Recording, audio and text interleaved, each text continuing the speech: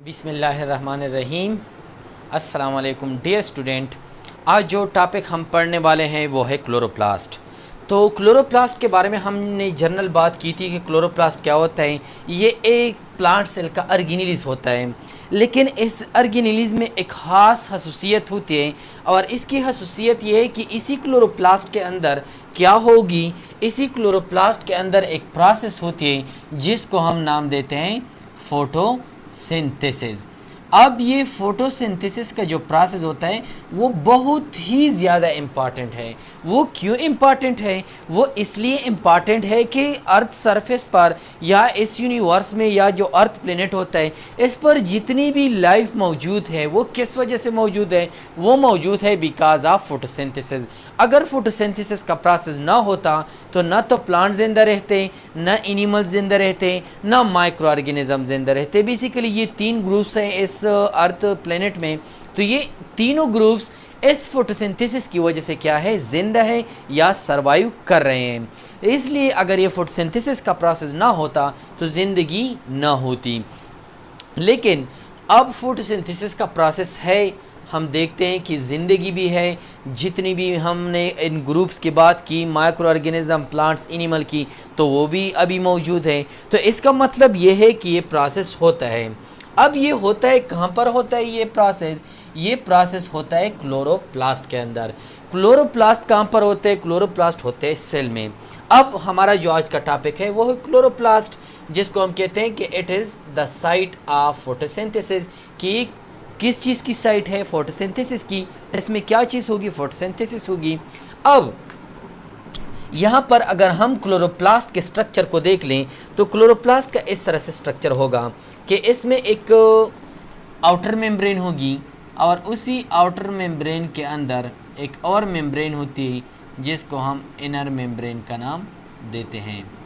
अब इसी inner membrane की जो अंदर वाली सरफेस है, मीन जो क्लोरोप्लास्ट का यहाँ पर प्लाज्म होता है, तो उसमें दो चीज़ें मौजूद होती हैं। एक, इसमें कुछ इस तरह के कॉइन्स लाइक स्टेक्स होते हैं जिसको हम नाम देते हैं थाइलाकॉइड्स, और इन स्टेक्स की कम्बिनेशन को हम नाम देते हैं कि फॉर एग्ज़ाम्पल यहाँ पर एक में 7 थाइलाकॉइड्स हैं, तो उनको हम कंबाइनली नाम देते हैं कि ये क्या है? ग्रानम है। अब ये क्या हो गए? ये हो गए ग्रानम। अब ये एक ग्रानम का जो स्टेक होता है या जो एक ग्रानम का स्ट्रक्चर होता है वो कनेक्टेड होता है दूसरे ग्रानम के साथ। किस चीज़ के थ्रू? Inter ग्रानल lamellae. इसके बीच में कुछ कनेक्शन होती है जिसको हम इंटरग्रानल लेमिली का नाम देते हैं।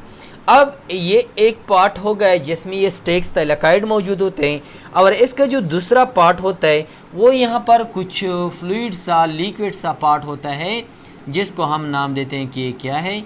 ये है स्ट्रोमा। तो ये बेसिकली स्ट्रक्चर है किस चीज़ की? इस क्लोरोप्लास्ट की। अब जो क्लोरोप्लास्ट का ऑर्गेनेलिस होता है ये कहाँ पर मौजूद होता है?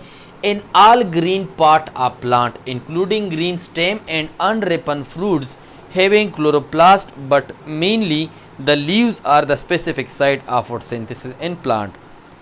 अब ये कहते हैं कि जितनी भी ग्रीन पार्ट्स होते हैं प्लांट्स के, जिसमें हमारे पास अनरिफन फ्रूट्स भी आ सकते हैं, जिसमें हमारे पास ग्रीन स्टेम भी आते हैं, लेकिन उनमें मौजूद होता है, लेकिन जो मेनली फोटोसिंथेसिस का प्रोसेस क्लोरोप्लास्ट में होता है वो कहाँ पर होता है? मेनली जो ग्रीन लीव्स होते हैं वहाँ पर जो क्लोरोप्लास्ट होंगे उनमें जो ये स्ट्रक्चर मौजूद होते हैं, ग्राना और स्ट्रोमा, तो बेसिकली उनमें ये फोटोसिंथेसिस का प्रोसेस होगा। इसके बाद जो नेक्स्ट पॉइंट है वो क्या है कि एक सेल में फॉर एग्जांपल हम कहते हैं कि क्लोरोप्लास्ट एक ऑर्गेनेलिस है तो किसी सेल के अंदर मौजूद होगा। तो एक सेल के अंदर 10 से लेकर 100 तक क्या हो सकते हैं? 100 तक जो हमारे पास क्लोरोफिल के पिगमेंट्स होते हैं वो एक सेल के अंदर मौजूद हो सकते हैं, और मोस्टली हम जो अप्रोक्सीमेटली लेते हैं वो 30 to 40 लेते हैं एक सेल्स में। अब ये जो क्लोरोफिल के पिगमेंट्स होते हैं ये मोस्टली कौन से सेल्स में होते हैं, तो कुछ स्पेसिफिक सेल्स हैं जिसको हम नाम देते हैं मीजोफिल सेल। इसलिए हम कहते हैं chloroplast are found mainly in the cell of mesophyll cells. जो मीजोफिल के सेल्स होते हैं मोस्टली ये उसमें पाए जाते हैं। अब mesophyll are the tissue in the interior of the leaf. जो लीफ का निचले वाला हिस्सा होता है मोस्टली वहाँ पर कौन से सेल्स या टिश्यू होते हैं, वो मीजोफिल सेल्स या टिश्यू होते हैं। Mesophils are the tissue in the interior of leaf. Carbon dioxide enter the leaf and oxygen exit through microscopic pores which is called stomata. अब ये mesophil तक ये जो फोटोसिंथेसिस का प्रोसेस होता है बेसिकली इसमें कार्बन डाइऑक्साइड और ऑक्सीजन यूज़ होते हैं, कार्बन डाइऑक्साइड और वाटर यूज़ होते हैं। तो ये तो हमें पता है कि कार्बन डाइऑक्साइड जो होता है वो कहाँ से ये प्लांट्स लेते हैं, वो एक्सटर्नल एनवायरनमेंट से लेते हैं। जो दूसरा यहाँ पर रिएक्टेंट इस्तेमाल होता है वो होता है वाटर। वाटर ये कहाँ से लेते हैं, वाटर ये लेते हैं जो जाइलम टिश्यू होते हैं जो रूट से पानी को इनटेक करते हैं और पहुँचाते हैं to each and every part of the body. तो वाटर वहाँ से आ जाएगी, लेकिन जो कार्बन डाइऑक्साइड होगा तो कार्बन डाइऑक्साइड कहाँ से आएगा, ये कार्बन डाइऑक्साइड आएगा लीफ के सरफेस पर कुछ स्मॉल माइक्रोस्कोपिक पोर्स होते हैं जिसको हम नाम देते हैं कि ये क्या है, स्टोमेटा। तो स्टोमेटा एक्चुअली एक ओपनिंग होती है जो गार्ड सेल्स के बीच में प्रोड्यूस होती है। तो गार्ड सेल जब ये रिलैक्स होते हैं या जो इन्फ्लेट होते हैं और फिर कंट्रैक्ट होते हैं तो उसकी वजह से यहाँ पर कुछ इस तरह की ओपनिंग प्रोड्यूस होगी।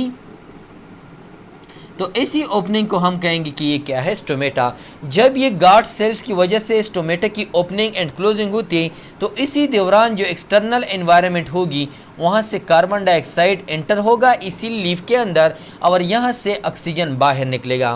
फिर जब यहाँ पर ये एंटर हो जाता है तो इसके बाद ये चला जाता है कहाँ पर, ये चला जाता है मेसोफिल सेल्स और टिश्यू में। तो वहाँ पर ऑलरेडी वाटर जो होती है वो कीरी होती है थ्रू जाइलम बंडल्स या टिश्यू जो होते हैं उनके थ्रू आई होती है।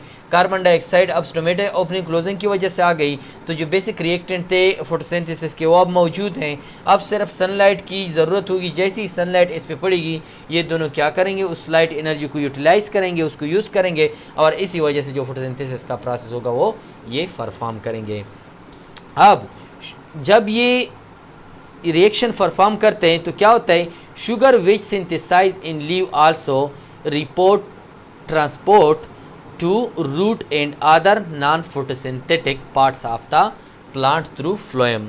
अब जो इस फोटोसिंथेसिस प्रोसेस की वजह से जो शुगर मीन ग्लूकोज तैयार होता है तो वो कहाँ पर भी भेजा जाता है, ट्रांसपोर्ट, यहाँ पर है ट्रांसपोर्ट। तो वो ट्रांसपोर्ट हो जाता है कौन से पार्ट को, जहाँ पर ये बन रहा है वो तो उसको इजीली इस्तेमाल कर सकते हैं, लेकिन प्लांट्स के कुछ ऐसे पार्ट्स होते हैं जहाँ पर ये ऑर्गेनिक फूड मॉलिक्यूल्स तैयार नहीं होते और उनको ज़रूरत भी होती है। तो उनको ये ऑर्गेनिक फूड मॉलिक्यूल कौन प्रोवाइड करता है, ये प्रोवाइड करता है वो साइड जहाँ पर ये ऑर्गेनिक फूड मॉलिक्यूल तैयार होता है। इसके लिए एक सिस्टम है जिसको हम कहते हैं फ्लोएम टिश्यू। तो फ्लोएम टिश्यू के ज़रिए क्या होता है, उन पार्ट्स को जिससे हम कहते हैं कि non photosynthetic part like roots हो गए, लाइक हमारे पास वो स्टेम जहाँ पर फोटोसिंथेसिस नहीं हो रही तो वहाँ पर ऑर्गेनिक फूड की ज़रूरत होती है। तो उस ऑर्गेनिक फूड को कौन पहुँचाता है उन पार्ट्स तक, ये फ्लोएम जो टिश्यू होंगे वो उन तक क्या करेगा, पहुँचाएगा। तो जनरली हमारे